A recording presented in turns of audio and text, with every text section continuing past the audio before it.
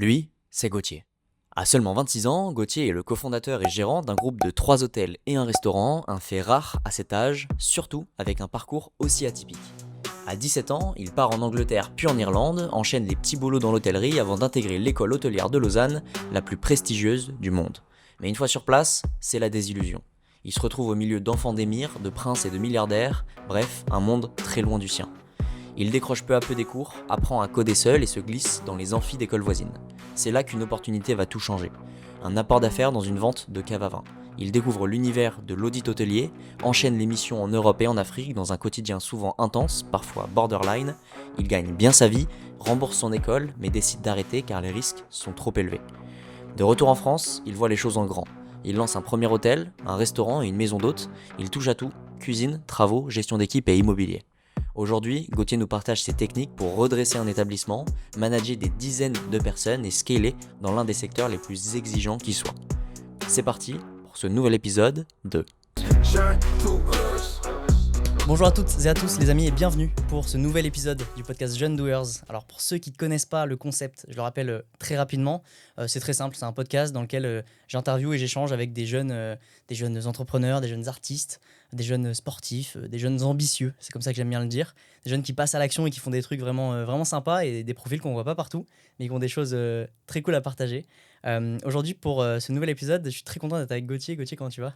Bah écoute, tout va bien. Ouais. J'ai amené la pluie de Bretagne. Ouais, je vois ça ça. va. Putain, t'arrives, il flotte là, c'est super. Voilà. En plus, je viens du sud-ouest, donc j'aurais pu amener le soleil. Ouais, vraiment, putain. Non, mais ça me fait très plaisir de t'avoir. Franchement, autour d'un micro, on s'était rencontrés dans le club, dans le Builders Club, que je salue. Raphaël, je te salue. Et on avait échangé autour d'un dîner. Voilà. Moi d'une bière, toi d'un coin de truc sans alcool. Voilà, une petite jarre bière je me suis dit, il est sérieux. parce qu'il faut être focus. Voilà. Non, mais c'était très cool. T'as plein d'anecdotes à partager et t'as un profil hyper intéressant que je vais laisser découvrir aux gens. Donc, je te laisse te présenter rapidement en quelques mots. Ouais. Qu'est-ce que tu fais aujourd'hui, quel âge t'as, etc. Et puis après, on va creuser un peu plus dans le détail. Pas de problème. Bah écoute, moi, simple, Gauthier, j'ai 26 ans. Nom de famille Hubert. Gauthier Hubert. Voilà. Donc, je cuisine au beurre salé, puisque je suis breton, comme je l'ai dit. Et puis, donc aujourd'hui, je travaille sur Arcachon. J'ai cofondé, aujourd'hui, je gère un petit groupe d'hôtels qui n'officie pas encore sous le nom d'un groupe complet, parce ça fait 5 ans qu'on fait ça. Donc voilà, donc il y a 3 hôtels, un restaurant, et je m'occupe de ça, qui sont donc à différents stades de chantier, exploitation, certains en projet.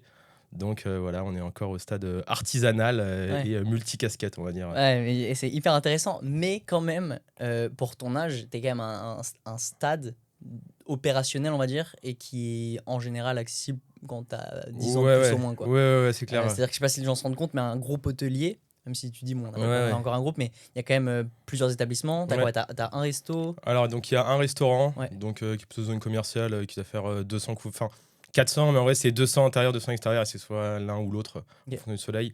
Après, il y a un hôtel qui fait 20 chambres, qui lui, on va ouvrir, j'espère, fin septembre, début octobre. Il y a un autre hôtel qui fait 30 chambres, qu'on a exploité cette saison, qu'on a racheté là en mars, et on a déposé le permis. Donc, on va entamer les chantiers, et 2 maisons d'hôtes, mais qui fonctionnent comme un petit hôtel, en fait. Donc, ça fait 9 chambres. Donc, voilà, les 3 ensemble. Mais aussi, il y a aussi le fait qu'en fait, je suis pas tout seul. Et donc, j'ai des associés qui sont beaucoup plus vieux que moi. Ouais, bien sûr. Et donc, en fait, finalement, le trinôme, même si en fait c'est un peu plus complexe que ça, est adapté parce que eux, tu vois, le plus jeune il doit avoir 40 ans, lui est plus opérationnel cuisine, moi j'ai la multicasquette, parce que on en discutera, mais un parcours un peu très opérationnel, cuisine, service, et en même temps informatique. Et en fait l'hôtellerie c'est un peu ça finalement. On rediscutera pourquoi, pareil. On va détailler, voilà. mais justement, profil très intéressant comme je l'ai dit, et pour arriver à ce niveau-là, bon, tu l'as dit, tu es associé quand même à des personnes plus âgées, mais tu es quand même associé, tu es dirigeant de ce groupe. Donc forcément, tu as des implications et des obligations professionnelles qui sont assez incroyables dans le sens pur du terme, c'est-à-dire qu'on n'a pas l'habitude d'entendre. Moi, et pourtant, je connais bien le milieu de la restauration, comme tu le sais, mais du coup, je trouvais ça hyper intéressant d'avoir tes anecdotes. Et du coup, je voulais en faire profiter le plus grand nombre. Donc je me suis dit que continuer la discussion autour d'un micro était de bonne augure. Carrément. Du coup, pour les gens cernent un peu maintenant le personnage entre guillemets, ou en tout cas ce que tu fais, j'aime bien revenir un peu en arrière et faire les choses chronologiques. Alors bon, t'as fait plein de trucs, donc on va aller un peu vite sur certains passages, mais en tout cas, voilà, pour que les gens comprennent comment, à 26 ans, tu peux te retrouver à la tête, entre guillemets, en tout cas associé dans un groupe hôtelier qui est quand même, qui embauche beaucoup de monde, qui fait beaucoup de chiffres aussi, avec beaucoup d'obligations, etc. À 17 ans, parce que j'aime bien repartir de cette période-là, en général, c'est là où les chemins se dessinent. Gauthier, il était où? Il faisait quoi Bah, moi, 17 ans, donc j'étais fraîche. Enfin, j'allais passer le bac. Donc j'avais un an d'avance. Mais en gros, je foutais pas grand-chose jusqu'au bac. Bac ES, moyen de chez moyen. Milieu voilà, de classe. Milieu bas un peu, tu vois. Mais toujours les commentaires. A du potentiel, mais fait pas. Bon. Donc moi, je me barre du coup à 17 ans en Angleterre au début pour travailler. Moi, je voulais bosser et en même temps, voilà, mes parents disaient passe ton bac. Donc voilà, je me suis barré donc en Angleterre où là, j'ai fait plein de jobs. Des trucs à la con, hein, plongeur au 3e étage d'un hôtel. Le matin, tu fais ça. Ensuite, les petits déj.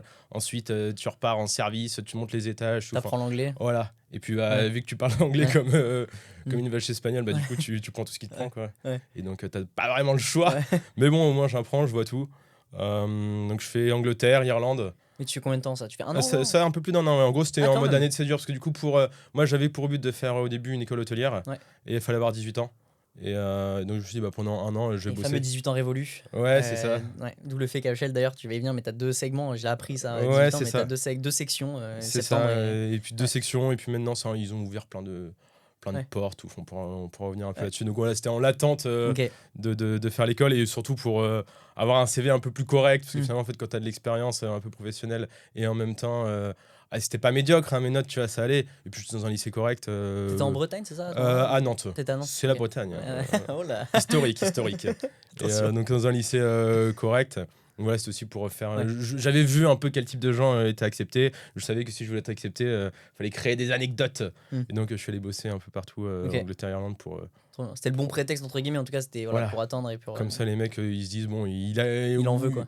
On voit qu'il a rien foutu avant. En fait, moi, on m'a dit l'école est obligatoire jusqu'à 16 ans. Tu vois, j'entre en terminale, j'ai 16 ans. Je vais pas quitter dès que j'ai 17 ans que c'est plus obligatoire. Tu vois.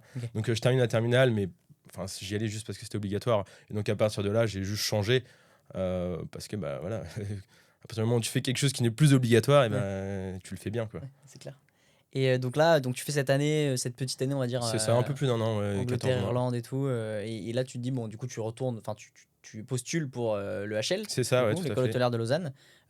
Pourquoi cette école hôtelière là? Parce que bon, il y en a plein. Pour ceux qui connaissent pas, c'est quand même la meilleure école hôtelière du monde, en tout cas une des meilleures. Voilà, c'est ça. Tu tapes sur internet, tu tombes là-dessus. Donc, c'est vraiment comme ça. Ouais, c'est comme ça. Et puis après, tu vois le prix, tu fais oh putain, enculé.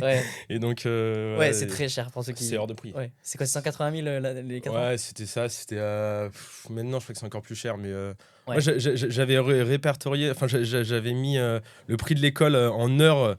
De classe par élève et ça faisait 80 pour nos amis helvétiques 80 francs de l'heure par élève donc c'est hors de prix. C'est démentiel. Tu sais, t'as 120 élèves par classe, 20 heures par semaine. En gros au début j'étais rentré en me disant voilà c'est la meilleure, tout c'est un investissement. Moi j'ai la chance, ma famille, ma mère a pu financer ça, donc au début tente comme ça et puis assez vite je m'étais rendu compte que c'était davantage un business qu'une école. Et puis t'es un peu le seul à t'en rendre compte, donc je me marginalise justement, assez vite. C'est intéressant. Je connais bien ce milieu-là. Quand toi, ça m'avait étonné, je sais pas si tu te rappelles, quand tu m'avais dit que t'avais fait l'HL, j'étais mais genre t'as pas le profil pour. Pour que les gens comprennent quand même, c'est que le HL c'est donc l'école hôtelière la plus chère du monde, donc la meilleure du monde. Et donc en fait t'as tous les école hôtelière, mais c'est plus une école qui mène à des métiers de management dans le luxe ou dans l'hôtellerie. C'est ça. Que à cuisinier ou serveur, hein, que les gens comprennent, c'est que c'est une école hôtelière, mais c'est une business school. C'est une business school appliquée à l'hôtellerie. Voilà. Et encore que beaucoup partent dans le luxe. Mais du coup le profil des gens, je te laisse le dire mieux que moi, mais en gros c'est ultra international.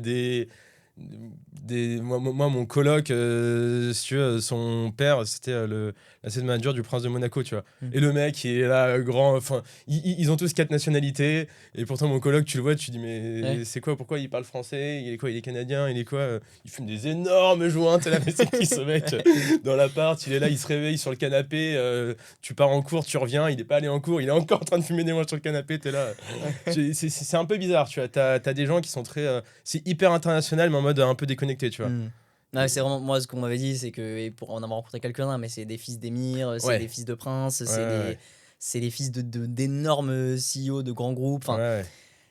c'est un petit monde, c'est un microcosme. Et quand t'es pas de ce milieu-là de base, de naissance, que tu n'étais pas, comment se passe l'intégration justement? Bah, en fait, t'as Quelle aucune est ton anecdote en impression, tu commune. vois? Ouais, Parce que tu sais, quand tu parles à quelqu'un, t'as toujours des petites références, des trucs. Alors, bah, moi, mon coloc, tu vois, on avait joué à. Je sais pas si c'était un peu un geek à l'époque. Ouais, je passais beaucoup de temps au collège à geeker plutôt qu'à aller faire un cours, mais Black Ops, toutes les Call of, tout ça. Donc, tu vois, on avait des rêves comme ça, mais la plupart des gens, ils étaient là, c'était des références, mais j'avais aucune Ouais. idée. Le mec, il habite à Dubaï, et puis sa mère, elle habite. Je connaissais. Ouais. Enfin, tu sais, t'as rien en commun vraiment. Et est-ce que Donc, t'avais, comment dire, pas idéalisé l'école, mais est-ce que tu t'étais projeté un peu et t'as été déçu? Ou est-ce que en fait tu savais pas trop à quoi t'attendre et bon bah. En fait, la première année est très opérationnelle. Donc, Ouais. les 6 premiers Ouais, mois, faut tu passes expliquer par les tous six les mois, postes. En fait, ouais. t'as le programme, c'est un bachelor, donc 4 ans. En réalité, un bachelor, c'est censé être 3 ans. Et tu as une année opérationnelle qui n'est pas obligatoire, mais où pratiquement tout le monde passe. Et la première année, les premiers 6 mois, tu passes par tous les métiers. Mm. Et c'est très opérationnel. Donc, en fait, l'école, faut la voir comme un hôtel qui vend des conférences. Ils appellent ça des cours, mais c'est un hôtel qui vend des conférences. Puisque tu dors sur le campus. T'as, je sais pas combien de restaurants. Je suis Ouais. pas allé sur le nouveau campus, mais tu dois avoir 3 bistrots, un food court avec italien, tout. Burger, t'as un truc de fast-food, t'as un sushi shop, t'as un truc de bouffe Ouais, à non, mais c'est une emporter, dinguerie, hein, pour que gastronomique, tout. les gens se rendent compte, Voilà. c'est une dinguerie. Le campus, c'est incroyable. Et donc, t'as tous les élèves qui bossent là-dedans. Ouais. Et en même temps, tu pionces. Et puis, toutes les 4 heures ou toutes les 3 heures, t'as un cours ou une conférence, tu vois, que tu payes 80 balles de l'heure. Et donc, en fait, tout ça, en fait, tu dis merde, mais en fait, c'est un hôtel. Tu vois, genre un hôtel, enfin, un endroit où tu peux bosser, avoir des conférences, Ouais, pioncer. manger, Et en fait, c'est un hôtel. ouais. Et donc, au début, moi, je vois ça, je me dis, les 6 premiers mois, c'est super cool parce que du coup, c'est des ateliers, tu vois. Et toutes les semaines, tu passes par le restaurant gastronomique. Enfin, et tu t'es quand même avec des gens qui sont bons, tu vois. Les professeurs, tu as des meilleurs ouvriers de France, etc. Donc, Ouais. c'est très constructeur. Mais en fait, les élèves, ils se foutent de cette année. Ils pensent que ce qui est intéressant, c'est après. Moi, je pensais pareil. Et quand je suis arrivé après, tous les gens étaient ça y est, on va commencer. Et c'est là où ça a commencé à me faire chier, tu vois. Mais voilà, pour moi, les premières années, si t'es observateur, tu peux. Tu sais que moi j'aurais trop kiffé faire ça, hein. Je C'était l'avais ouf. dit. Parce que, C'était et ouf. juste pour les 6 premiers mois, parce qu'en fait après c'est une business school, donc tu vas à Dauphine, tu vas C'est des PDF. tu vas à la SAS, tu vas à Sorbonne, tu vas à n'importe quelle école de co, ça revient à peu près au même. Mais la première année, ce qui est intéressant, c'est ces premiers 6 mois où tu Ouais. fais toutes les semaines, tu changes de service, C'est ça. et ensuite tu fais 6 mois de stage. C'est ça. Donc toi, comment se passe cette année Moi, tu prends un peu une claque dans la tête parce Ouais. que en anglais, autant j'ai eu de l'expérience, mais c'était pas du tout dans le 5 étoiles Palace. Et donc, tu débites, tu vois, et puis t'as pas les mêmes codes, pareil. Mm. Donc là, j'apprends beaucoup, mais parce que je suis très observateur, tu vois. Donc, quand un prof, il te demande. Quand tu vois juste le rangement des frigos, tu vois, tu vas pas juste mettre la boîte ici parce qu'elle est ici, tu vas essayer de comprendre, tu leur poses des questions, tu leur demandes toutes les fiches recettes, voilà, tu t'inspires comme ça. Là, ensuite, je pars au Sofitel à Arc de Triomphe. Et assez dur. Parce que pareil, gros standard. Et surtout, ça débite. Et moi, j'étais censé être au bar. Mais en fait, j'étais un peu le yes man. Tu vois, on me dit, tu peux faire ça? Oui, oui, oui. Et en fait, du coup, t'es le bon gars. Tu vois, et en fait, tu vas partout. Et donc, c'est assez crevant. Mais c'est. Intéressant quand même, ou t'as kiffé cette expérience ou... Sur le moment, non. Mais c'est un peu toujours pareil. Tu sais, quand tu ramasses. Et surtout, t'es jeune. Donc, tu broies un peu du noir. Mais au final, ouais, c'était fou. Ok. Et, mais ouais, c'est des trucs où le restaurant, c'est les cocottes de Christian Constant, c'est les cocottes en fonte. Quand tu fais le run, c'est-à-dire quand tu apportes les plats, t'as des plateaux, t'as une pile comme ça de cocottes en fonte. Franchement, tu perds ramasses. ton poignet. Ouais, je crois que j'ai perdu 11 kilos en 6 mois, tu vois, pour l'instant. Ouais, mais ça Déjà, j'étais pas lourd, Ça mais m'étonne là, pas. j'étais vraiment maigre. Ouais. Et, mais du coup, t'apprends beaucoup, et puis au final, c'est bien aussi de bosser dans un groupe. Tu vois comment ça. C'est Accor, hein, Sofitel, pour ceux qui savent pas. Et voilà, tu vois les process. C'est trop procédurier, mais c'est bien de savoir que ces hôtels, ça marche malgré tout. Hein, et voir comment ils font. Ça, c'est hyper intéressant d'ailleurs, et je pense qu'on y viendra après, avec justement quand tu as commencé à prendre poste dans ton poste actuel, entre guillemets, et structurer les différents Mhm. groupes, et comment tu implémentes comment tu processises un business qui, au départ, est artisanal et qui, en fait, doit se Ouais. structurer pour croître. Et c'est toujours ce fameux paradoxe entre on n'a pas envie de devenir un grand groupe parce qu'on est lent quand on a un grand groupe, mais en même temps, on ne deviendra jamais un grand groupe si on ne met pas les process d'un grand groupe. Voilà. Mais tu l'expliqueras mieux que moi, mais c'est hyper intéressant cette vision, donc j'aimerais la développer après, je le garde en tête. Mais donc tu fais cette première année finalement, C'est ça. tu kiffes l'hôtellerie à ce moment-là, t'es sûr de vouloir bosser là-dedans ou comment tu te... Franchement, à ce moment-là, je suis un peu comme tout le monde. Tu rentres, Ouais. t'es éclaté, tu dis oh, plus jamais l'hôtellerie. Ouais. Donc là, j'étais un peu plus jamais l'hôtellerie, donc finance. Ok. Mais en vrai, j'en savais rien, tu vois. Ouais. Finance, et je me dis bon, faut une alternative. Donc on verra. Et en fait, les premiers cours m'ont fait chier ensuite quand je rentre. C'est ça, parce qu'en fait, là, tu rentres, t'arrives et tu fais vraiment des cours de bachelor En classiques. fait, tu rentres, t'as plus aucun lien avec l'opérationnel. Et là, t'as vraiment des cours classiques, microéconomie. En fait, les mecs, ils complexifient des notions. Putain, tu passes 4 heures à expliquer l'offre et la demande. T'es là, mec, c'est bon, arrête de faire des graphiques, j'ai compris. Tu vois, et t'es un mec, t'es avec un prof, il a fait 12 ans d'études, il sort juste, il est prof, t'es là, mais attends, t'es économiste, mais tu n'as jamais fait enfin, tu n'as jamais travaillé dans l'économie. Bon, ça me fait chier tout de suite. Ouais. Et j'y vais juste pour avoir les notes, mais du coup, je me dis, merde, si déjà ça t'intéresse pas, peut-être les finances, tu verras, attends un peu, tu vois, mais fais autre chose. Et donc, tu t'accroches quand même au cours là ou tu. Pas du tout. Ouais, tu lâches. Pas du tout, mais du coup, je me dis, il y a un truc qui sera hyper utile, c'est de l'informatique. Parce que. Pourquoi? Je Enfin, sais pas. t'avais des prédispositions entre guillemets, Non, tu kiffais déjà non, ou... pas du tout, mais tu vois un peu comment ça se passe. Bon, moi, les chambres, ça se vend en ligne. C'est le début des mecs qui vendent des formations sur comment On devenir est à riche. quelle année là parce que t'as Là, je suis 26 en ans, donc c'était il y a 6 ans, 2000. c'était en 2019. Je suis début. Attends, je suis fin 2018. Je termine Ouais. mon stage de Sofitel en août 2018. Ouais, c'est ça, c'est Euh, l'année de 2018, C'est septembre ça, 2018. c'est ça, c'est ouais. à ma rentrée. Ouais. Moi, j'avais commencé, Oui. j'avais prolongé le stage. Normalement, t'as 4 semaines de vacances. Moi, j'avais prolongé, donc en gros, j'avais 3 jours entre la fin de mon stage et le début du prochain semestre. Ok. Et donc, tout mi-septembre, donc 2 semaines après, je m'emmerde.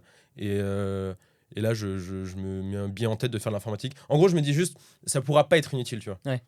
Parce Ok. que tu vois un peu la tendance. Globalement, aujourd'hui, je savais pas qu'il y a l'IA, tout ça. Oui, ça existait, mais pas comme aujourd'hui, tu vois. Et, On appelle ça du machine learning, mais c'est la même chose. en fait, ouais, c'était des devs, et puis Ouais, c'est la j'avais même chose. quelques potes qui étaient à l'EPFL. Ouais. Et Donc donc, l'école polytechnique fiduciaire de Lausanne. C'est ça. Ouais. Et voilà, je me suis dit, franchement, t'as rien à perdre. Enfin, si tu sais maîtriser un ordinateur, c'était comme ça que je pensais, tu vois, t'auras forcément des choses à faire. Ok, c'est marrant. Donc je l'ai vraiment pris comme ça de base en mode ça me servira quoi qu'il. Et Voilà. de toute façon, ce que je fais à l'EHL ça me fait chier, donc autant faire du. Voilà, autant faire quelque chose, tu Ok. vois. Donc t'apprends le dev, tu C'est fais une ça. formation aussi en parallèle. Ouais, le c'est wagon ça. quand même. Donc, alors au début, donc là, tu te bouffes un peu toutes les docs parce que avant de faire le wagon, ils t'envoient un tas d'exos à faire, etc. Et à ce même moment, en fait, c'est le wagon, je le fais en 2019 puisque c'est l'été que tu le fais. Enfin, maintenant, tu as plein de batchs, ce qu'ils appellent, mais à l'époque, c'était pas ça. Et donc en septembre 2018 jusqu'à juin, un truc comme ça, ouais, fin mai, début juin 2019, le début de la formation du wagon.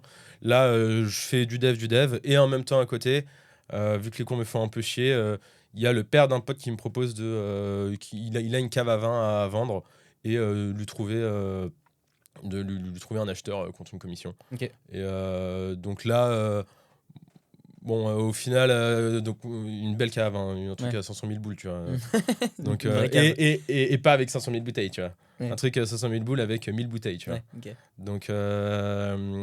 Donc du coup, moi, je me trimballe avec ça. Regardez, j'ai ça avant, etc. Et de fil en aiguille, je fais un peu des contacts. Et c'est là où je tombe aussi un peu dans l'apporteur d'affaires. Et aussi aller chercher des stocks de vin, les revendre. Et l'informatique, en même temps, c'était web.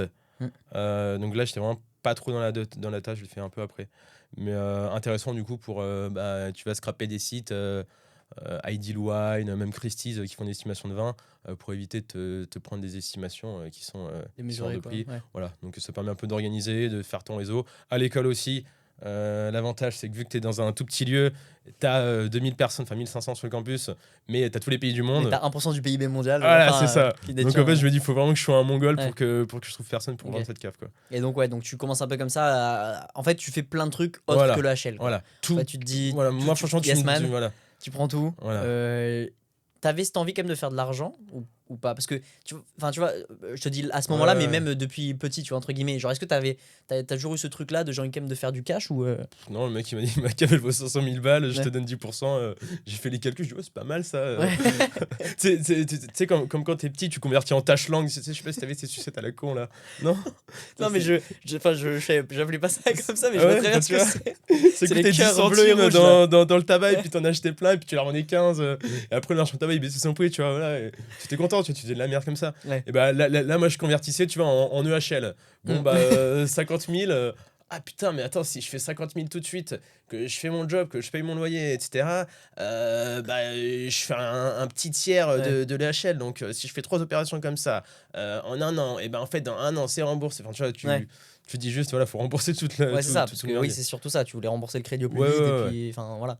Et ok, donc là, tu fais. Donc, t'arrêtes un peu la Shell, ou en tout cas, tu laisses un peu de côté. Je fais le minimum syndical. Tu passes les examens au ras du truc, Voilà. tu te fais pas chier.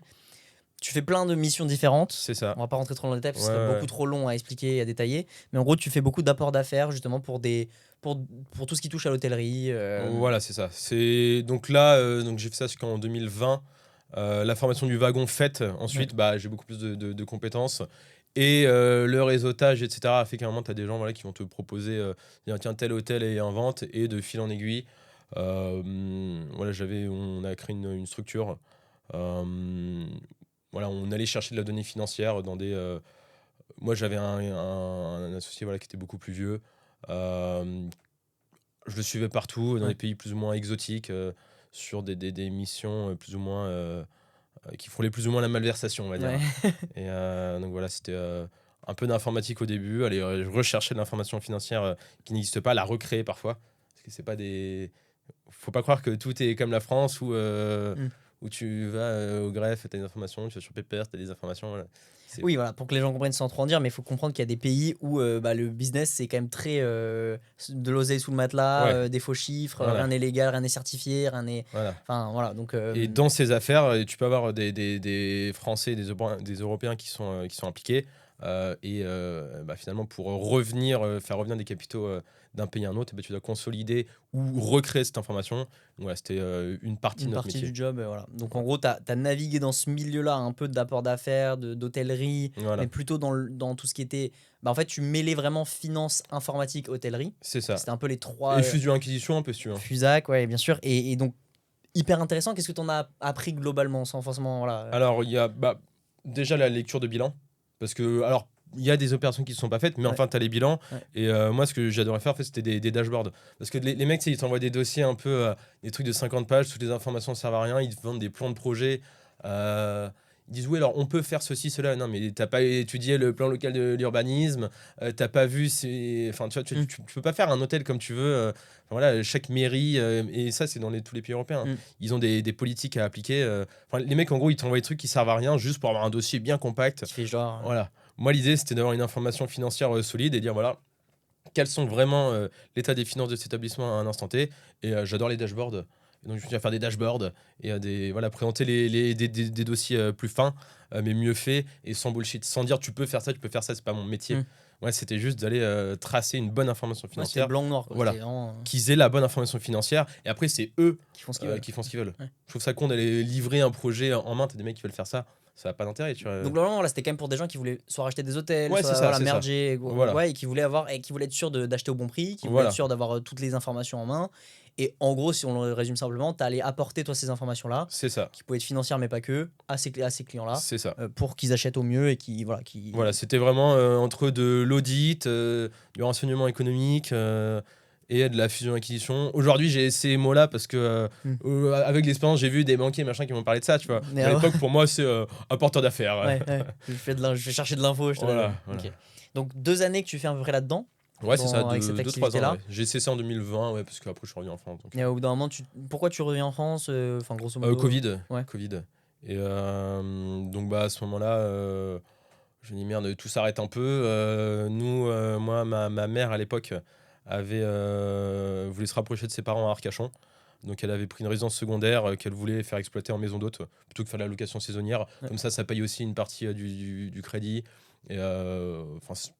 Et puis une location saisonnière, pareil, on en revient. Mais aujourd'hui, c'est compliqué d'en faire à Arcachon, ils vont bloquer. Donc la petite maison d'hôte, elle se dit... Comme à Paris, quoi. Ils vont faire voilà, moitié de l'année, max. Exactement. Et donc elle monte ça. Moi, je reviens donc en France, à Nantes. Et là, il y a plus rien. Enfin, je crois que le nombre de ventes qui se sont faites en France à Paris en 2020, je crois que c'est moins de 20. Ouais, non, mais de toute façon, c'est zéro, quoi. Oui. Et donc, je reviens à Nantes et elle doit monter une maison d'hôte avec une amie qui était un peu... qui n'était pas fâchée avec la boisson. Donc, ça s'est pas fait avec elle. Donc, elle demande à mon parrain, qui était mon tout premier patron quand j'étais en 3e, de venir l'aider. Donc, en gros, de gérer la maison d'hôte. Lui, il dit ok, mais on prend un restaurant avec. Donc, il y a un restaurant qu'on a actuellement. Parce que lui voulait plus de volume. Donc, tout ça à Arcachon. Hein. C'est ça. Ouais, alors nous de base, donc ma mère, son cabinet est à Nantes, hein. Ouais. C'est pour ça que je reviens à Nantes. Et elle est à Arcachon par proximité de ses parents. Et donc mon parrain doit venir gérer les maisons d'hôtes et le resto. Moi, j'ai pour objectif de finalement attendre que le Covid se passe. Ça va, là, il y avait de l'argent quand même Enfin, voilà, je pouvais reprendre les activités. C'était juste, Mm. je voulais attendre Ouais. que ça se calme. Et au final, je reviens en France pour ces raisons-là, en me disant, une fois que c'est fini, je reviendrai en Suisse et puis on continuera d'une manière ou d'une autre. Mais je voyais bien que ça pouvait pas à scale, tu vois, au bout d'un moment. Et puis tu prends des risques quand même qui sont importants. Et donc, ouais, en fait, au bout d'un moment, ça devient démesuré les risques que tu prends. De ce que tu faisais quand tu faisais de l'apport d'affaires. Ouais, ouais, ouais. Mais il y avait des Donc, missions qui étaient trop complexes, ouais, t'es obligé de. Ça devient vraiment compliqué. Ouais. Et donc, mon parrain Covid peut pas vendre les affaires qu'il avait à Lyon. Donc, elle se retrouve avec un resto et une maison à gérer. Elle a pas encore. Elle a pas encore cédé une partie de sa boîte à l'époque. Donc, elle est à Nantes. Et là, une maison d'hôte et un resto à gérer. À Arcachon. Compliqué. Il y a 4 heures, tu vois, Ouais. en voiture. Hein. Ouais, c'est impossible. Ouais, donc elle dit mon parrain présente un gars pour gérer le resto, elle le place. Elle me dit viens m'aider à gérer la maison d'hôtes. Je dis oui, mais on fait plus gros alors. Donc là pareil, on trouve l'hôtel donc qui s'appelle le Yacht, qui est celui qu'on va ouvrir là en octobre. Et donc voilà, on commence à exploiter tel quel et ça se fait petit à petit en fait, hein, au Ok. gré des rencontres, mais Donc pas là- de Ouais.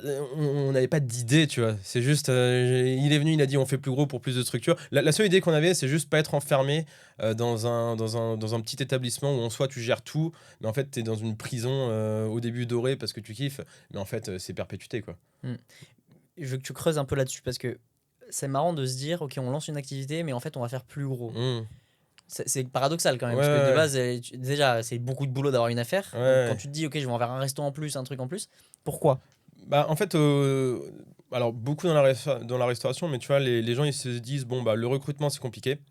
Le staff c'est compliqué, les prix tout est compliqué. Donc ils se disent si c'est compliqué, on va diminuer les ennuis. Pour eux, le staff c'est un ennui, les fournisseurs, tout est un ennui, tu vois. Et donc ils se disent si moi je suis aux manettes de mes affaires, ça se passera mieux parce que j'aurai la main sur tout.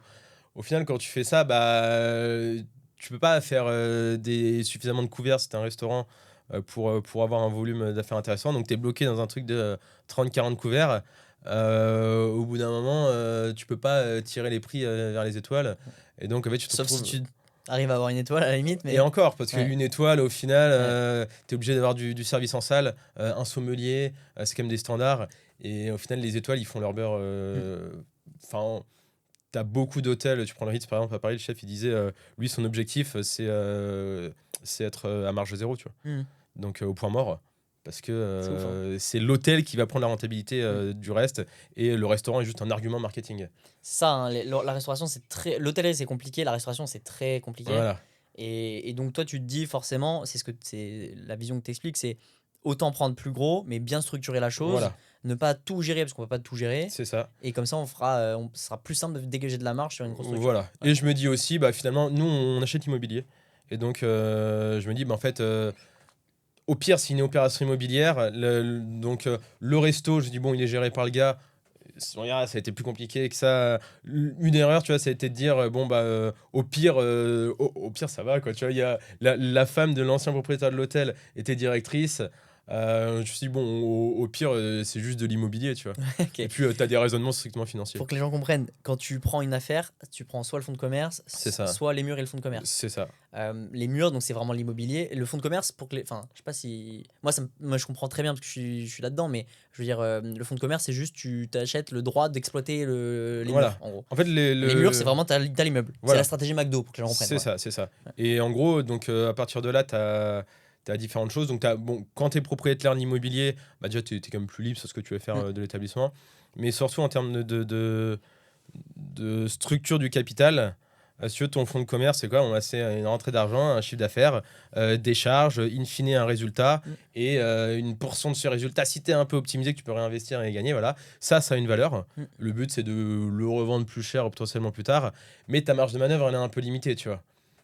Surtout si tu es tout seul, parce que quand tu es tout seul, ton business, tu peux pas le revendre. Enfin, oui, tu peux le revendre, mais c'est très dépendant de toi quand même. Tu vois. Dans l'hôtellerie, un peu moins. Parce que dans l'hôtellerie, tu vends des chambres, là, c'est un peu différent. Mais dans la restauration, c'est très compliqué. Si t'es chef tout seul, et tu auras beaucoup de clients qui vont venir que pour toi. Papa, Voilà. si tu nous écoutes. Donc c'est bien, mais en fait, finalement, C'est compliqué, hein. le prochain racheteur, il veut acheter un potentiel. Donc s'il dit oui, mais toi, t'es plus là, Ouais. et le potentiel, c'est 0. Complètement. Donc voilà, donc Surtout quand t'as pas justement un emplacement Voilà. qui fait que. Voilà. En gros, quand la seule valeur de ton resto est la cuisine, c'est et ça. donc repose sur toi, bon bah.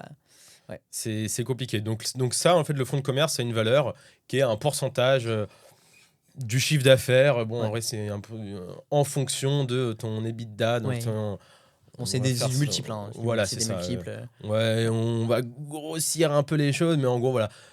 Si tu as une marge nette de X% par rapport à ton résultat, alors tu peux espérer vendre ton fonds de commerce X% de ton. Moi, j'avais ton entendu chiffre un truc d'affaires. un peu plus simple pour l'hôtellerie et la restauration, mais c'est quand même pareil, c'est à la louche, hein. Ouais, Mais en gros, un resto, c'est une fois le CA. Et Ouais, encore une fois, si tu prends Ouais, des marges un peu ouais, constantes, ouais. et voilà, des marges classiques, et l'hôtellerie, ça peut aller jusqu'à 3-4 fois le CA. Ouais, en gros, un restaurant qui tire 10% de résultats, Ouais. c'est aujourd'hui, peut-être à Paris, c'est une fois le chiffre d'affaires. Hors Paris, c'est plutôt 70% du chiffre. Ouais. Donc, tu Donc, fais, cette fois les- tu cette fois fais les- 100 000, Ouais. tu as 10 000 de résultats, tu peux espérer vendre ton fonds de commerce 70 000. Ouais. Voilà. C'est 7 fois les EBITDA, enfin C'est ça, 0,7 le C'est CA. ça. Ouais. Maintenant, quant à l'immobilier en plus, ce qui est bien, bon, déjà, en général, c'est de faire des opérations avec un maximum de dettes bancaires. Mm. Pourquoi ? Parce que l'idée d'avoir un fonds de commerce, c'est tu vas dire, écoute, mon fonds, tous les ans, il va me rapporter X% de mon chiffre d'affaires. Ça, je vais le cumuler pendant 10 ans. Mm. J'aurai un capital à réinvestir et la vente de mon fonds plus ça, et après, je pourrais racheter et refaire une opération. Bon, l'opération, elle t'aura pris 10 ans, tu vois, et pour acheter quelque chose qui est au final pas si gros que ça, tu vois. Enfin, oui, en restauration, tu peux faire vite 1 million de chiffres, tu vois. Mm. Mais tu auras pris chaque année 100 000, bon, les impôts Ouais. et tout le merdier, bon. Mm. Bon, Tu le vois, au final, staff, tu n'auras pas ouais, grand-chose. ouais. Quand tu as accès à la dette, en fait, tu as un accès anticipé à l'argent, Mm. et ça a énormément de valeur. Mm. À un taux d'intérêt qui, même aujourd'hui, si on dit qu'ils sont élevés, ils sont pas si élevés avec ça, tu vois. Et donc, en fait, le fait de vouloir et les murs et le fond, tu peux lever de la dette sur l'ensemble, Mm. donc avoir de l'accès à de l'argent bien en amont. Donc, ça t'évite d'avoir à attendre 10 ans avant d'acheter ton immeuble. Tu l'achètes tout de suite avec de la dette, d'où la nécessité de s'associer aussi. Parce que du coup, tu bénéficies aussi des conditions de ces associés qui sont plus vieux. Donc, en fait, tu lèves un capital qui est beaucoup plus gros. Et donc, en réalité, le fonds de commerce, quand tu as les murs et le fond, en proportion de ton capital, il représente quelque chose qui est pas marginal, hein, mais qui est beaucoup moins important. Et donc, tu commences à réfléchir en disant, parfois, je vais délaisser un peu des portions de mon business opérationnel. Sans jamais niquer le service, hein. Moi, je reste un métier de service. Mais ton site, il va être dégueulasse. Tes réseaux, ils vont être dégueulasses, tu vois. Mais parce que tu sais que l'enjeu, il est sur l'immobilier, tu vois. Ok. Et donc, nous, typiquement, Ouais, là, c'est hyper aujourd'hui, intéressant. quand on rénove le Yacht Hotel, Ouais. moi, les gens, j'ai plein de mecs qui m'ont dit, ouais, regarde, t'as même pas d'Insta et tout, t'as même pas de site, mais t'es fou. Tu veux pas mettre des photos de tes chantiers, faire des vidéos, tout. Je dis, mec, j'ai pas le temps. Mm. Là, le chantier, si on veut ouvrir, on veut ouvrir. Mm. Et ma priorité va au chantier.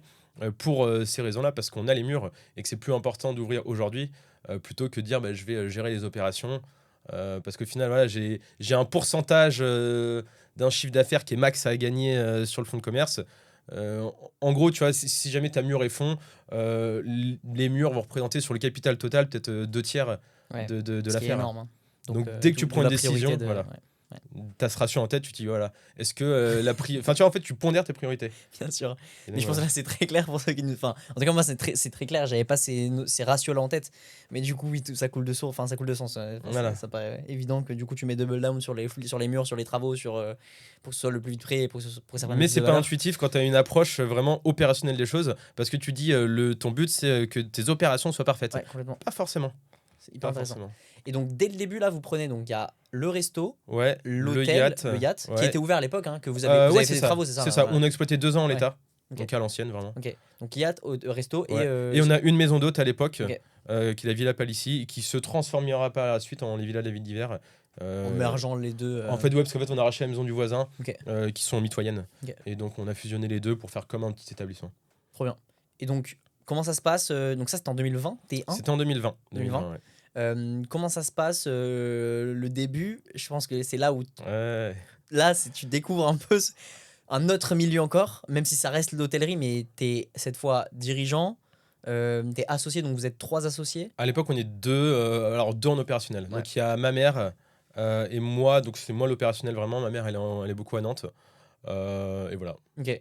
Donc, on est deux. Et là, comment ça se passe? Voilà, là, je suis projeté dans un cajolo. Alors, sur les villas, donc, la Villa Palissy, il y avait une fille qui bossait là-bas. Son mari gérait le restaurant. Et donc, elle gérait la villa. Moi, j'étais là-bas surtout pour faire les dîners. Donc, là-bas, ça me prenait pas trop de temps. Et on les logeait aussi sur place. Donc, tu vois, on avait un intérêt aussi. J'avais pas été opérationnel sur tous les établissements en même temps et faire tout. Mais donc, au début, on dit voilà, la femme de l'ancien propriétaire de l'hôtel va gérer. Tu parles un jour. Le jour de mon anniversaire, le matin, on arrive à l'hôtel assez tôt. On avait fait Nantes-Arcachon. Donc, on arrive au yacht. Je sais plus pourquoi. Pour préparer la saison. Elle dit oui, tout va bien, machin. Hop. Donc, nous, on dit ouais, ok, machin. Bon, on doit retourner à Nantes. Là, elle sait le temps qu'il y a. Tu sais, à 3h20, elle t'appelle. Oui, bonjour. Est-ce que j'ai tous les droits Non. Enfin, dites pourquoi. Est-ce que je peux virer bon, je dirais pas son nom, mais une employée qui bosse encore avec nous aujourd'hui. Je dis bah non, c'est pas comme ça que ça va se passer. Et donc, elle se met en arrêt maladie tout de suite.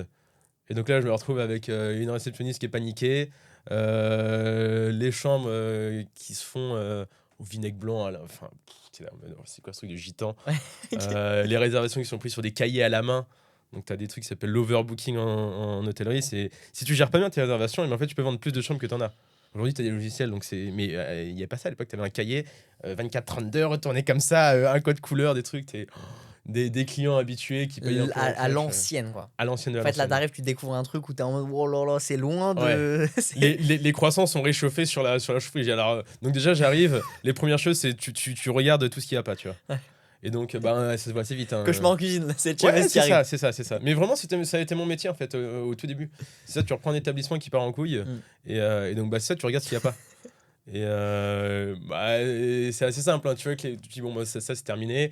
Tu regardes le chariot de ménage, le truc, il a une roue qui part en couille. Tu fais bon, on va peut-être le changer. Les produits, tu dis et ça, là, l'école, mais les premiers 6 mois avaient été utiles. Tu reprends tes fiches, tu dis voilà, tu commences à faire des process, mais pas trop. Tu dis bah écoutez, on commence, tac, t'arrives, tu ouvres la fenêtre. Ensuite, passer la serpe ici, etc.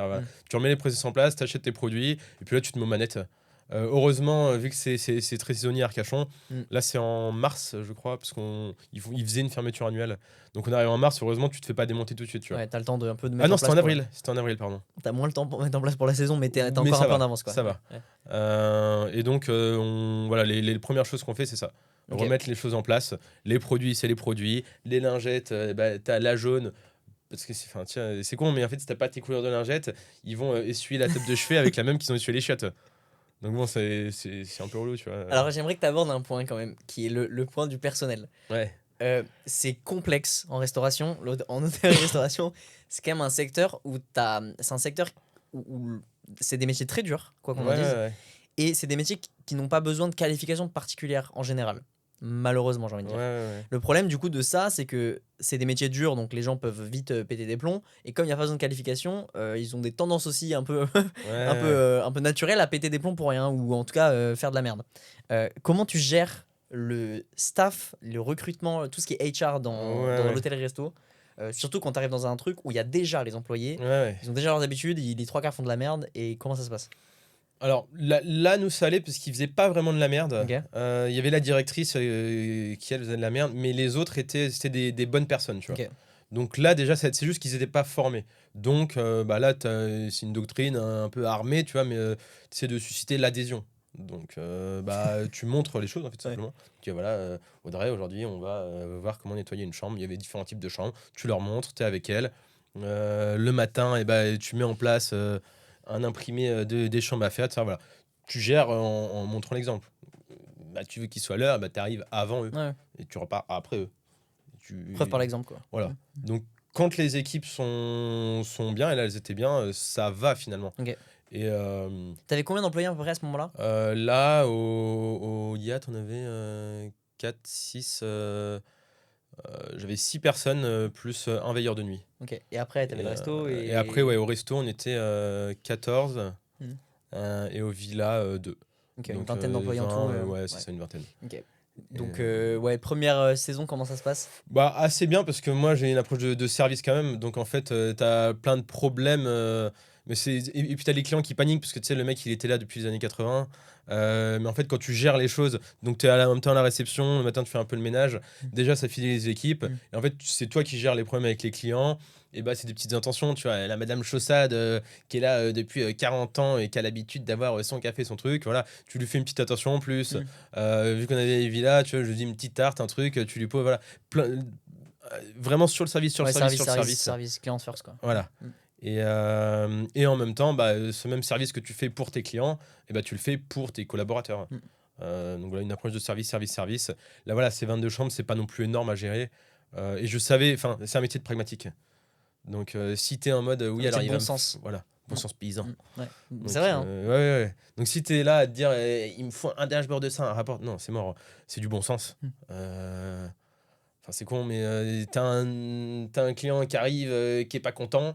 Si toi t'es pas content, les gens, tu sais, il y a un effet miroir. Et bah, si tu gères ça avec de l'ego, en disant non, je suis le patron, mais non, ça marche pas en fait. Pour les apaiser, les gens, qu'est-ce qu'il y a, madame? Tu vois, voilà, du bon sens finalement. Et ça, je pense que je l'ai un peu naturellement. Parce que mon grand-père était commerçant aussi, ma mère faisait du service aussi finalement. Donc on a toujours ce côté vraiment faire du service, du service, du service. Qui sont des vrais skills, hein. Ouais. Et c'est du bon sens, mais encore une fois, c'est des choses qui ne sont pas innées pour tous. Non. Tout le monde n'a pas ce bon sens-là, entre guillemets, ou en tout cas ces aptitudes-là naturelles. Tu continues, première année, deuxième année, etc. Voilà. Là, tu structures de mieux en mieux. Pour l'instant, tu conserves juste les C'est ça, établissements c'est ça. qui étaient, que vous aviez achetés dès le début. Voilà. Donc, vous aviez les murs des 3. On avait les murs des 3, ouais. Alors non, pas le restaurant. Le Pas le restaurant, on n'a pas restaurant, les ok. murs, ouais. Et est-ce que tu as vu des problématiques vraiment propres à l'hôtellerie par rapport à l'hôtel et la restauration par rapport au resto? Tu vois, quelles ont été les plus grosses problématiques auxquelles tu as été confronté? On va dire que le restaurant, en fait, t'as à la fois l'hôtellerie, c'est comme beaucoup de services et les process. Une chambre, tu vois, à nettoyer, tu vas la nettoyer toujours de la même manière. Une fois que c'est, en fait, l'hôtellerie, une fois que c'est fait, c'est fait. Ouais. Tu vois, Une fois que tu set up bien tout le monde, voilà. normalement, Donc, ça doit... deuxième année, on met l'informatique en place déjà. Ouais. Donc là, tu reformes les gens. Donc, faut passer du temps à faire du contenu de formation, leur apprendre, leur expliquer. T'ouvres un petit peu plus tôt pour avoir le temps de bien les former. Voilà, en fait, voilà, l'hôtellerie, une fois que tu as mis en place quelque chose, c'est beaucoup plus solide. C'est plus une machine qui... C'est ça, et ça tourne, Ouais. et c'est plus simple, tu as moins de staff aussi, et tu peux te mettre assez facilement en commande. Enfin, moi, tu vois, je faisais le veilleur de nuit le soir, parce que comme ça, au moins, ça m'évitait de payer à loyer, parce que du coup, je peux pas, j'ai nulle part où dormir. Sauf, j'ai l'hôtel, et puis j'ai la piole du veilleur de nuit. Donc, en fait, tu t'en fous, tu vois, tu pionces. Le matin, tu te lèves, et tes clients, ils sont là, et vous avez demandé à votre patron, faites gaffe, l'URSSAF, s'il passe et tout. Je dis, mais je suis chez moi. Et enfin, tu vois, voilà, une fois que c'est fait, c'est fait. La restauration, ce qui est difficile, c'est que c'est un combat permanent où tous les jours, tu dois être bon. Parce que oui, ta chambre, tu peux te foirer un jour, t'as oublié, t'as plus de produits, chiottes, mais ça se corrige. La resto, c'est tous les jours, day one. Ton day assiette, one, quand elle est partie, elle est partie. Ouais. Tu vois. Et donc, dès que tu veux mettre quelque chose en place, ça peut péter à beaucoup de stades. Et donc, la difficulté, c'est la persistance dans la restauration. Et d'être toujours là, toujours présent, Voilà. toujours les services, toujours Voilà. machin. Tu dois toujours, en fait, C'est ça.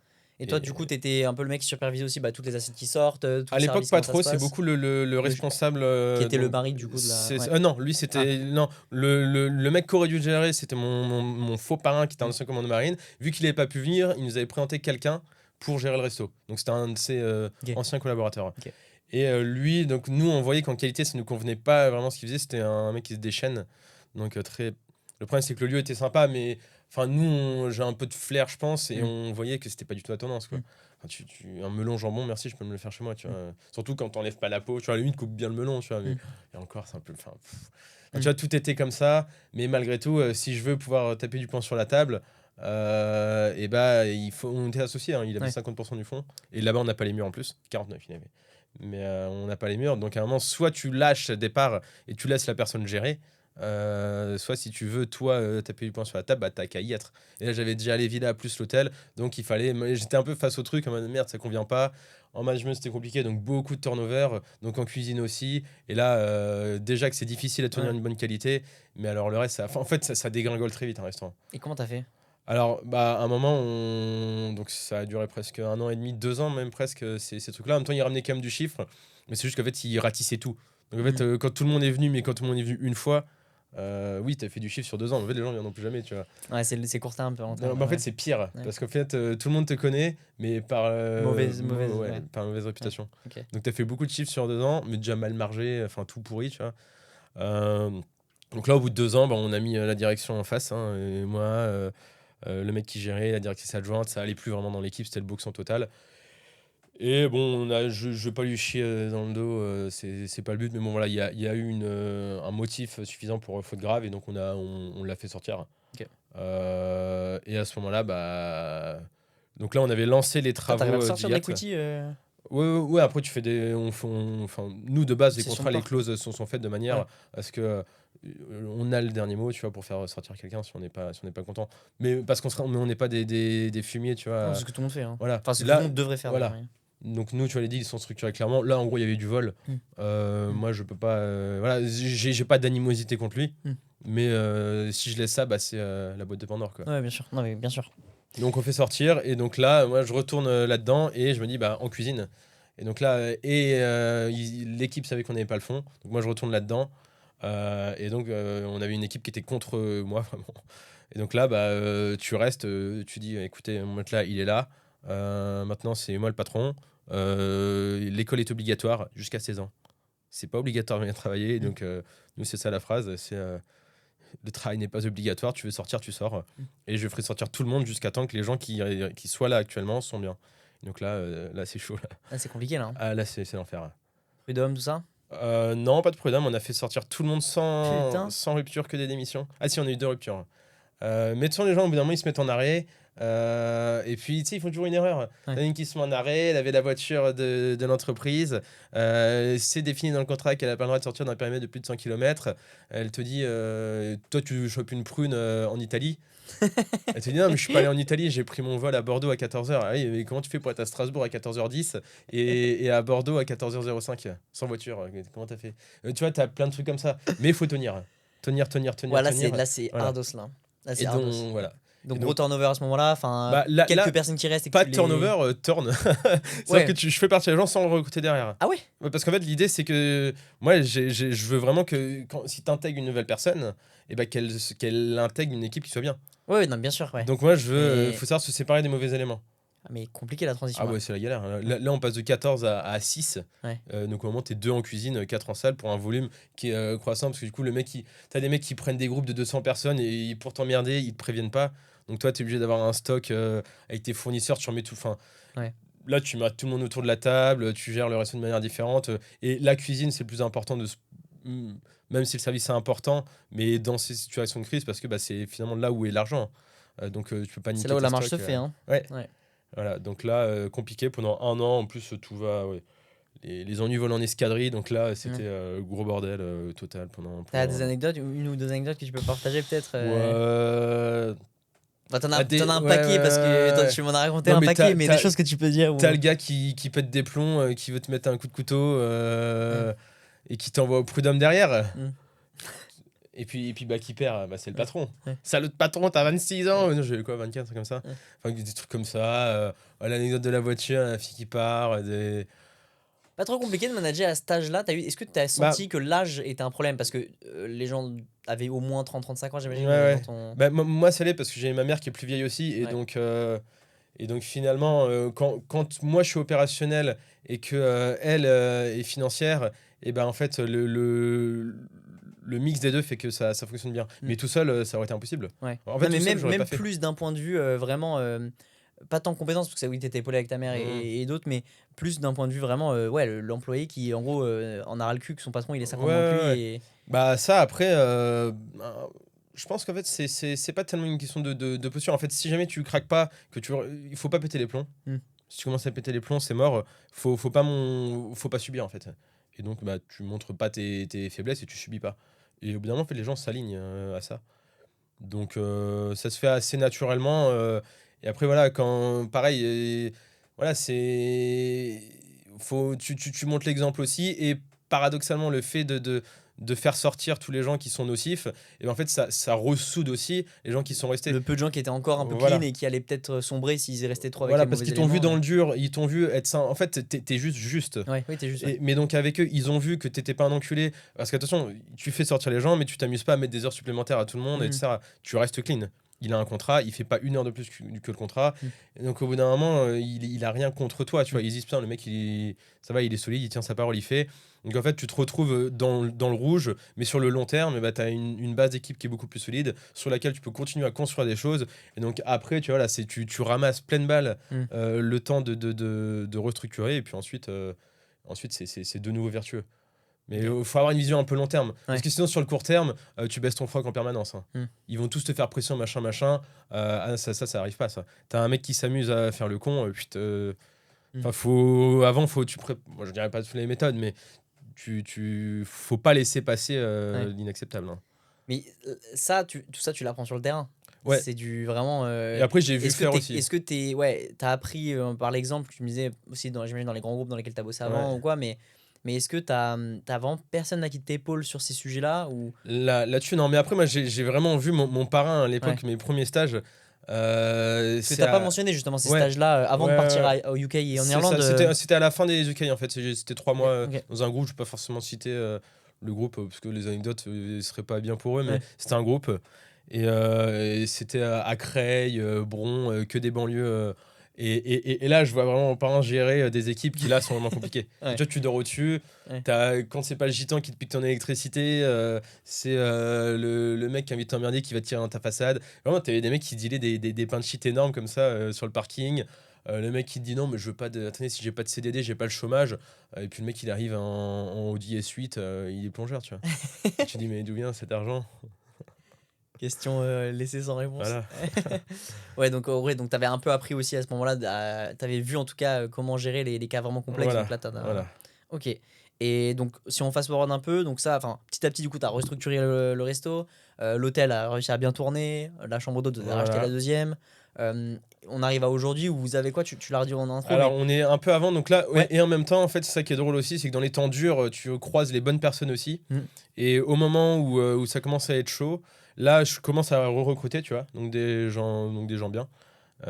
Et du coup, bah, ça commence à être mieux déjà au niveau de l'équipe. Du noyau. Donc, on peut commencer à construire quelque chose, donc à refaire une offre sur le restaurant, changer les plats, etc. Et à ce moment-là, vu que l'ancien associé, du coup, qui est parti, lui, il nous crache dans le dos, il nous balance des crottes de nez, voilà. Il dit à une agent immobilière, oui, de toute façon, Gauthier va déposer le bilan, ça va être en vente. Je suis pas en vente, moi, tu vois. Enfin, structurellement, tu vois, quand tu baisses à un moment ta masse salariale, bon, bah, en fait, t'as un peu plus de marge de manœuvre aussi, donc tu arrives à mieux gérer. Tu réduis, enfin, tu vois, vu que c'était le bordel opérationnel, tu baisses ton chiffre, mais en fait, tu arrives quand même à un petit point mort, tu vois. Et bref, donc il dit à une agent immobilière qu'on est à vendre. Et là, nous, on dit, bon, non, on n'est pas à vendre. Elle me dit, non, mais c'est le gars de la Corniche. La Corniche, pour ceux qui connaissent pas, c'est un très gros hôtel. C'est un des plus gros, plus belles. Ou c'est pas le plus gros, il a pas beaucoup de chambres, mais il est sur la dune du Pilat. Un des plus réputés, quoi. Voilà. Ouais. Et donc, t'as un hôtel, t'es sur la dune, t'as des couchers de soleil incroyables. Voilà. Et le gars, il a d'autres hôtels. Enfin, c'est un des deux gros du bassin d'Arcachon hôtelier. Et il nous dit, c'est le patron de là qui veut. Je dis, bon, je suis pas à vendre, mais bon, tout a un prix. Et puis, autant que je le rencontre, ce serait toujours intéressant de savoir, de lui piquer des idées, savoir ce qu'il veut faire. En fait, je vois deux gars arriver. C'est pas William, ça. C'est pas la Corniche, ça. Voilà, on discute. Et en fait, c'était le chef d'un des établissements de ce gars-là. Et donc, les gens immobiliers comprennent que nous, enfin, non, les deux gars comprennent que nous, on n'est pas en vente. Les gens immobiliers, nous, on comprend que l'agent immobilier les a enfumés. Tu vois, venez les gars, on va visiter les cuisines. On s'échange nos numéros, tu vois. On dit, on rediscute, on verra, tu vois. Et là, on commence à échanger. Et aujourd'hui, donc, ce chef-là, c'est le troisième associé. Génial. Et donc, en fait, on s'est rencontrés sur un agent immobilier, enfin, quelqu'un qui nous a chié à la gueule, un agent immobilier qui a dit n'importe quoi, nous qui nous demandons pourquoi pas, on le rencontre. Et de projet en projet, et ça fera la transition aussi sur le troisième hôtel, du coup. Ah, de ouf. Et on l'a rencontré comme ça. Donc, au début, on cherche que faire du resto sur le concept. Et finalement, eux, ils avaient un concept en tête, ils sont arrivés, ils nous l'ont présenté. Compliqué un peu à mettre en place. Et on dit, voilà. On discute longtemps, pendant presque 6 mois, tu vois, à se voir régulièrement, mais pas trop non plus, parce que lui, il était encore en poste. Hein. Donc, tu vois, c'est compliqué, surtout quand t'es chef. Et là, t'as des brigades de 40 personnes. Si ça se sait que tu veux te barrer, et bah, toute ton équipe, elle part. Ouais, c'est ciao, ouais. Et donc, t'es obligé de rester discret, etc. Et donc, on discute un peu de leur projet, et finalement, on rachète cet hôtel, le troisième, pour faire le projet avec eux. Okay. Et l'idée, c'est d'intégrer un restaurant à un nouvel hôtel. On a cherché peut-être des restos, etc. Mais pour les raisons que j'ai expliquées avant, des questions de rentabilité, de staff, etc., on pense que c'est plus simple d'intégrer un resto à un hôtel. parce que du coup, tu as Ce un soit argument un peu ouais, marketing, ouais, plus de service. ouais. Faut être dans le service. Et en même temps, De tirer la marge plutôt sur les murs, l'hôtellerie, et en voilà. fait de pouvoir du coup faire un concept où tu te fais kiffer pour le resto qui vient ramener Voilà. de la clientèle. C'est ça, exactement. En fait, il vaut mieux aller ramener, et surtout en basse saison, ramener de la clientèle au restaurant où tu vas peut-être marger moins sur 100 euros sur un ticket de restaurant, même pas, même sur 50 euros. Mais par contre, vu que le mec il a pris sa nuit, tu vois, tu vas Ouais. gratter 5% sur 50 euros sur tes C'est dépenses. le produit d'appel en fait, un peu, Voilà, c'est entre ça, guillemets. c'est ça, c'est Ouais, ça. ouais. Donc c'est intéressant de concevoir la chose comme ça parce que du coup, tu peux vraiment te faire plaisir. Et tu peux dévoiler là le concept du resto et tout ou c'est On pas... l'a pas. Je vais pas forcément dire ce qu'on voulait faire au début. Je l'ai pas Ouais. encore vraiment en fait. Ok. Parce qu'aujourd'hui on a déposé le permis en étant un peu large. Mais l'idée en gros c'est de faire. Ouais, je sais pas forcément pas. Parce que même moi dans ma tête c'est pas si clair. Non, Hein. non, mais Mais en gros c'est de faire une cuisine vraiment ouverte et de faire un peu un style banquet sympa où on veut vraiment que ce soit les cuisiniers qui parlent aux clients. Et pas de fixer des règles, tu vois, pas de mettre du gastronomique. Si on fait du gastronomique, on dit bah écoutez les mecs, on assume de faire tous les premiers dimanches du mois, c'est gastro. Hmm. Plutôt que un on fait mix. bistronomique, Ouais. tu vois. Ok. Et donc mais moi-même en tête, je l'ai pas vraiment. Là, on est en train vraiment de faire toute la partie déco. Et ça arrivera là très, très prochainement. Ça ouvre quand tu penses Ouais, je dis plus, on a eu tellement d'emmerdes avec le Ouais. GAT, les travaux, il y aura des gros Oui, travaux à parce que faire. justement, attends, c'est intéressant. Donc là, t'avais tout ça et c'est le seul établissement que tu es venu rajouter. Voilà, ça, on l'a acheté cette année, ça. Ok, donc là, tu avais les deux maisons d'hôtes, là, enfin la grosse maison Ouais. d'hôtes, le resto dont tu parles depuis le début, le premier hôtel, le Yacht, Voilà. Tu qui veux que je que t'as refasse mis la en... chronologie peut-être vite fait? Ouais, que tu as mis en travaux du coup aussi. Ouais, c'est ça. Alors, donc chronologie. Donc 2019, la Ouais. Villa Palissy. Ouais. 2020, le Yacht Hotel. Ouais. 2021, le restaurant qui s'appelait le Lake et qui Ouais. s'appelle la Maison Gimont maintenant. 2022, début du bordel au restaurant. Donc moi, je commence à arriver au restaurant. Fin 2022, début des travaux du Yacht. Donc fin 2022, moi, ça fait 6 mois que je remets dans le restaurant et le Yacht, on commence le chantier du Yacht. Ok. 2023, chantier Yacht plus gestion opérationnelle. Non, et cette même année, 2022, on achète la Villa Velleda, qui est la villa voisine à la Villa Palissy. Donc 2023, là, chantier Villa Velleda, chantier Yacht et gestion opérationnelle pure sur le restaurant. Et ensuite 2024, ouverture de la Villa Velleda, la Ouais. deuxième. Ouais. Donc pareil, on pète tout. Hein. Quand on achète, on pète tout. Le yacht, problème de chantier. Le resto commence à tourner. Là, on a rencontré le chef. Et le chef commence à intégrer le resto pour faire tourner le resto en attendant que le projet ouvre. Ouais. 2024, on commence à rencontrer le gars pour structurer le deal de l'hôtel. Et donc faire le rachat. Et début 2025 là, de cette année, on rachète l'hôtel et là on termine la saison, on va faire la fermeture annuelle en novembre. Ok. Et en fonction de si on a des recours ou pas sur le permis, soit on réexploite une année de plus, soit on ferme. Et là pareil, on pourra parler de difficultés du chantier, mais Bah, de ouf, ouais. je parle plus. Ouais. Je suis pas superstitieux, mais je parle plus, je sais pas. Ouais, t'en as marre. 12 mois minimum, 12 mois Ouais. minimum. Donc, juste, t'as eu des galères du coup, même aussi de chantier sur le Yacht Énorme, déjà. énorme. À quel niveau en gros En gros, si tu veux, nous on pète tout parce que l'idée, donc c'est deux choses. Lui, il faisait appart hôtel, nous c'est de remettre un hôtel et surtout de faire un rooftop. C'est un hôtel qui a 3 étages, 22 chambres, donc petit, mais qui est très bien placé au Moulot pour ceux qui connaissent entre Arcachon et les Dunes du Pilat. Et donc tu as un rooftop, l'ancien patron nous le vend avec possibilité de faire un rooftop où tu vois le bassin d'à côté et l'église de l'autre pour ceux qui se situent. très stylé. Très beau, Ouais. que pour la clientèle de l'hôtel, Ok. pour des raisons de réglementation incendie, tu peux pas faire monter plus de personnes. Ok.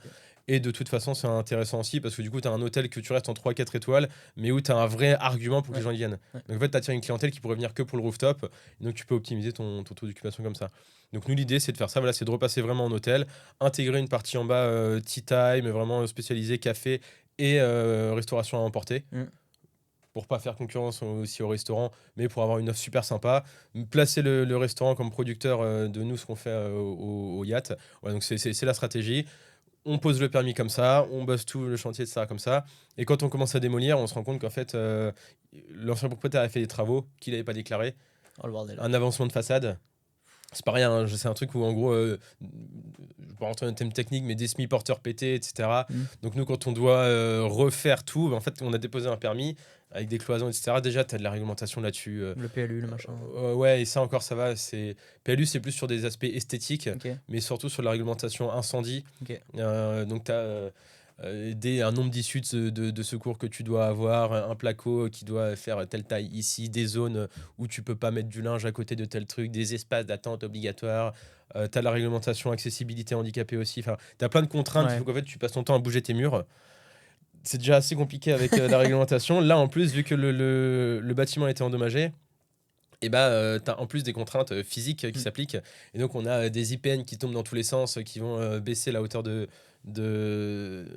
plafond des chambres. Déjà, elles sont petites, donc c'est compliqué. Tu as des poteaux qui tombent au milieu des chambres. Donc, tu as du vertical et de l'horizontal. Et donc là, tu as un truc, t'as un bâtiment où tu n'as pas de possibilité de faire de l'extension. Tu as du vertical, du machin, donc tu dois tout refaire. Et toi, tu as déjà déposé le permis. Ouais. En plus de ça, le maître d'œuvre, qui est le maître d'œuvre, c'est le chef d'orchestre d'un chantier. Lui, il dépose le bilan. Donc, il nous lâche. Et donc là, t'es au max. T'es là, ouais, bon, je fais comment, quoi. Ouais. Et donc, bah, là, tu dois tout regérer, tout reprendre, redéposer un permis. Parce que du coup, en fait, ce que tu as déposé est obsolète. Et tu t'en rends compte au bout d'un an. Et donc Enfin, là, pas tout à fait un an, mais... ok. Donc là, t'espères ouvrir bientôt. Ouais, on a eu des gros problèmes, mais bon. Et là, on est bien. Au moins, on a pris l'expérience. Ouais. Et vu qu'on avait que des saisonniers, heureusement, et qu'on a les murs aussi, et on avait une petite antenne orange qui nous versait un loyer. On avait des murs de boutique en bas qui continuaient à verser du loyer. En fait, tu gagnes un peu d'argent quand même. Peu et Voilà. tu limites la casse. C'est ça, tu payes ta dette. Donc, l'avantage d'où tu vas d'avoir le fond et les murs, parce que si tu n'as qu'un fond et que tu dépends de cette rentrée d'argent, c'est mort. Et en plus, le mec, il nous attaque, on l'attaque, et donc il nous emmène en justice. Si jamais tu dépends de ça, le mec il se dit quoi? Une procédure ça prend 5 ans. Si c'est ton seul business d'avoir le fonds de commerce, 5 ans t'es plus là quoi. Et ben voilà, il se dit de toute façon lui il a pas l'argent. Et donc et t'as plein d'affaires qui sont comme ça. Et derrière vu que il rachète après à zéro, t'as plein d'affaires qui sont comme ça, tu vois. Putain c'est ouf. Et ça donc ok donc, et après là tu décides de faire les travaux pour le nouvel hôtel, le troisième hôtel, enfin le deuxième hôtel. Et comment il s'appelle le nouveau là qu'on va faire là, l'hôtel du parc. L'hôtel du parc. Je pense on gardera le nom, on verra. Et ça, et donc là, il y a déjà un hôtel existant et tu veux pareil tout péter ou il y a rien? Alors il y a un hôtel existant, donc il fait 30 chambres. Là on va pas tout péter, on va faire sans doute tomber une façade et faire en gros ça fait un L. L'idée c'est de faire un restaurant en extension. Il s'appelle l'hôtel du parc parce qu'en fait la parcelle, je sais pas si tu vois un peu les paysages de là-bas, c'est beaucoup de pins et t'as un peu comme des canopées, tu vois, quand tu vois, c'est très beau. Et donc l'idée c'est de redonner. Nous en fait on n'a pas un concept et on va pas poser le concept dans le lieu, tu vois. On cherche un lieu, on dit bon ça peut marcher pour ceci cela et ensuite on essaye par rapport à ce lieu de faire ce qu'il y a de mieux. On n'arrive pas avec une idée et on va pas mettre l'idée. Justement, je voulais envoyer un peu là-dessus parce que on n'en a pas parlé un peu trop de justement tout ce qui est stratégie de conception, concept, etc. Mais c'est hyper important dans la resto-hôtellerie aujourd'hui. Il y a que ça en fait. On voit tout ce qui marche, c'est que des bons concepts et des concepts qui réussissent à trouver les bons clients au bon endroit, etc. Comment t'as donné une petite piste de réflexion déjà, mais comment tu visualises ça? Est-ce que tu prends des inspirations à droite à gauche? Est-ce que tu fais juste comment ça se passe? En gros c'est ça. Moi en permanence, si tu regardes les screenshots de mon téléphone, t'as des centaines et centaines de screenshots. Je me fais ça en fait quand je suis au chiottes, je regarde, tiens ça c'est intéressant ça, voilà, en permanence je recherche. Maintenant quand je vais dans un restaurant, je vais regarder la carte, je vais commander des trucs que j'ai pas l'habitude. Je suis en permanence en train de regarder, en rechercher en R&D tout le temps quoi. Voilà c'est ça, bien sûr. Et donc je stocke ces idées, je me les envoie par message avec Yann le chef. Dès qu'on a des idées de cuisine, on se les partage. Pareil, je crée tout le temps quelque chose. Tu vois, quand je fais de la cuisine au villa, je fais jamais 2 fois la même recette. Donc, tu crées en permanence. Donc, il y a cette idée de toujours chercher. Et ensuite, c'est ce que je te disais juste avant. J'arrive pas avec une idée carrée dans la tête pour trouver le bon carré, tu vois. Et sinon, c'est pas possible, tu vois. Et sinon, t'es jamais le bon truc. Donc, j'ai plein d'idées. Avec, on peut faire ça. Et en fonction du lieu, tu merges tout et tu dis, ok, là-dessus. Je regarde le lieu et parmi tout ce que j'ai vu qui se fait de bien, et ensuite, on va poser les choses. Et ensuite, c'est un peu du pragmatisme. C'est-à-dire que les études de bilan m'ont servi. Et donc, je sais, maintenant, un hôtel comme ça fait. Je sais retracer les bilans. Et donc, en fonction du concept, il est placé à côté de la mer, etc. Nous, les 3 hôtels sont à côté. Donc, la stratégie aussi, elle se dessine naturellement.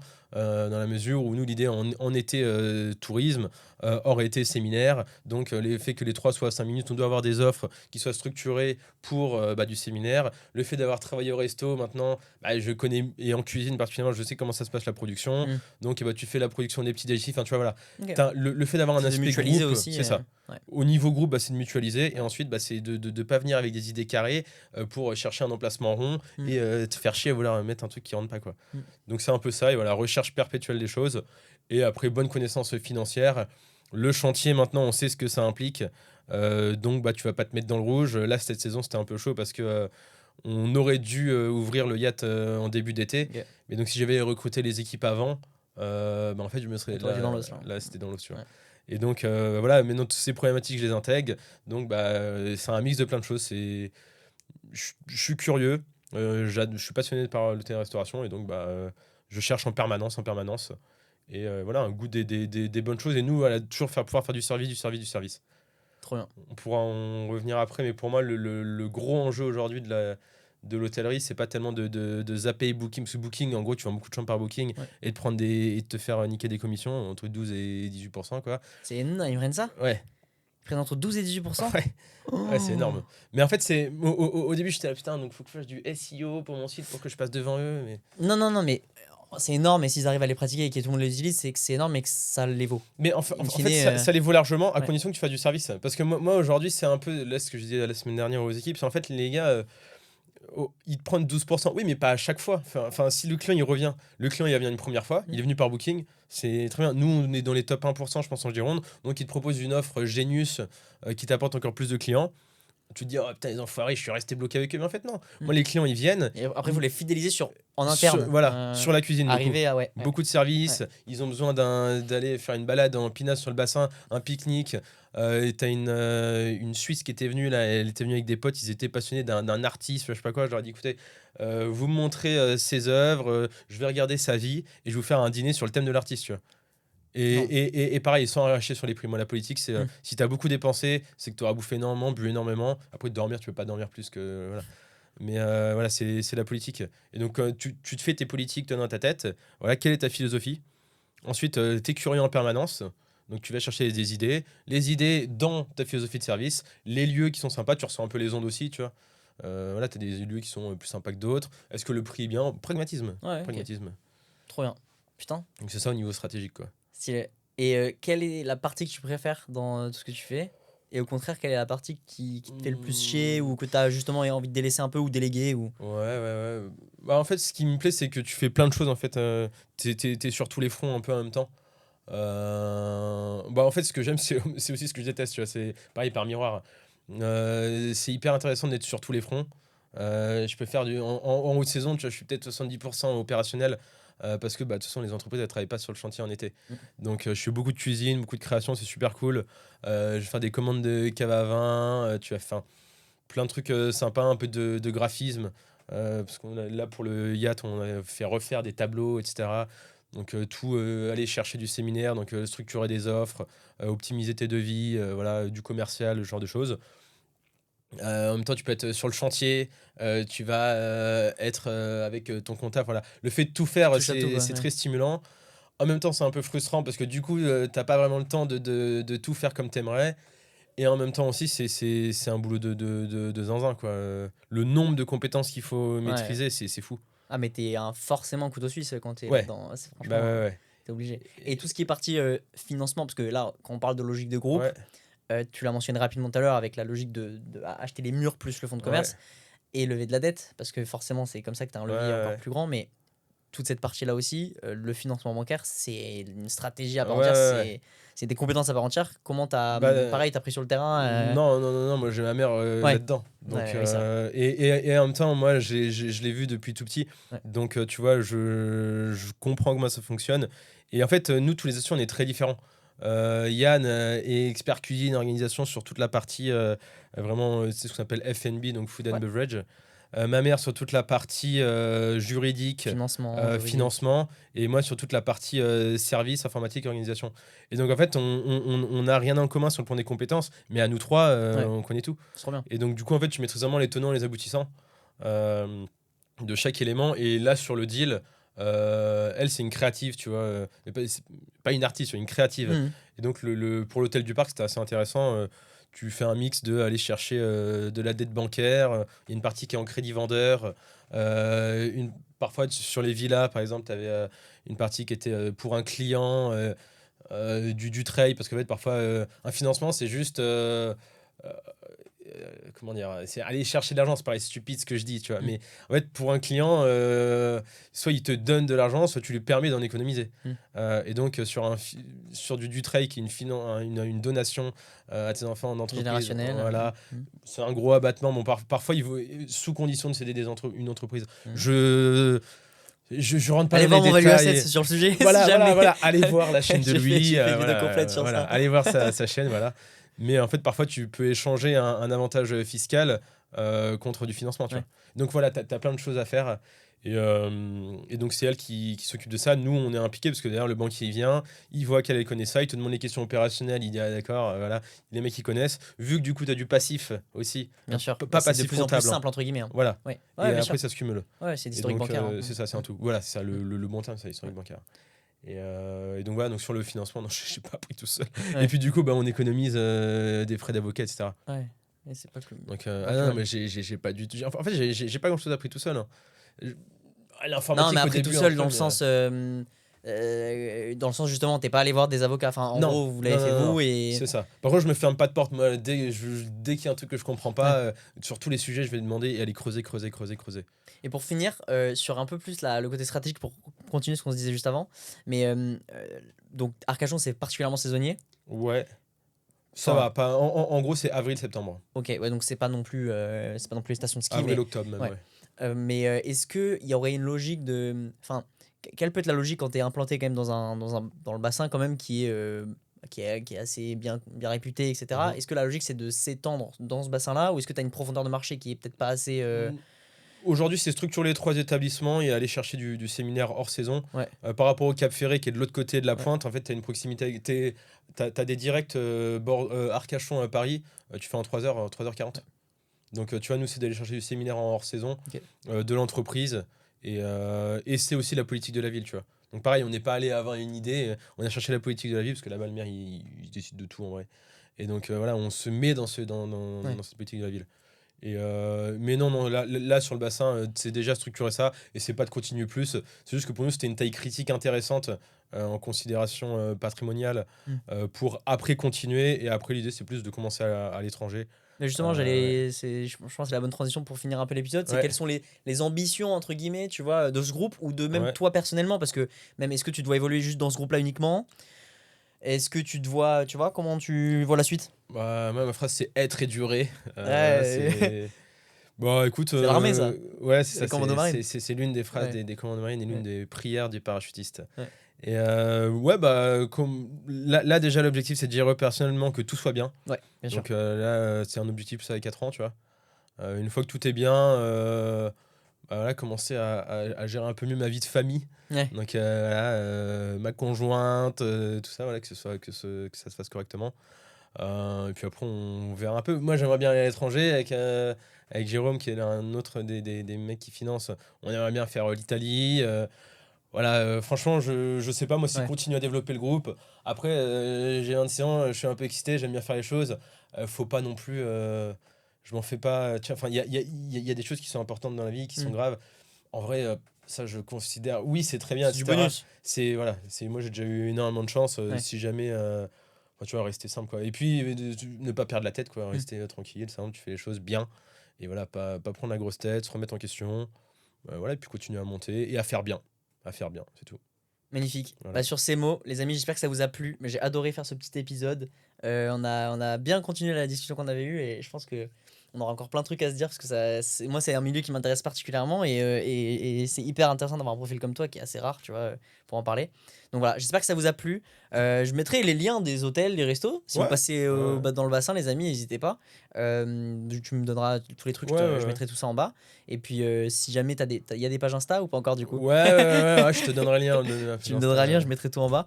Merci beaucoup pour avoir écouté les amis. Et puis écoutez les prochains épisodes. Abonnez-vous, mettez la cloche, ça aide pas mal. Mettez des likes et 5 étoiles sur toutes les plateformes.